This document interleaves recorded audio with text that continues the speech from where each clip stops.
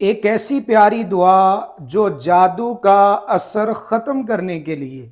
اللہ تبارک و تعالی نے اپنے پیارے محبوب علیہ السلام کو عنایت فرمائی،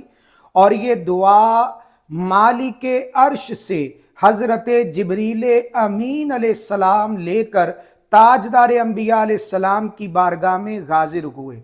یہاں تک کہ حضرت جبریل امین علیہ السلام نے اس دعا کو پڑھ کر نبی کریم علیہ السلام کو دم فرمایا۔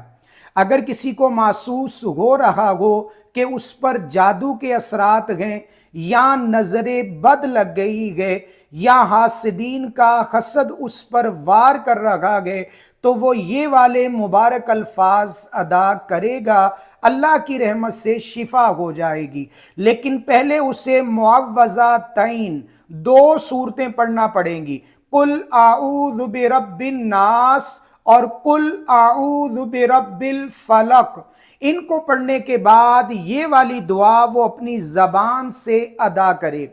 بسم اللہ ارقیک من کل شیء یؤذیک من کل عین ونفس حاسد اللہ یشفیک۔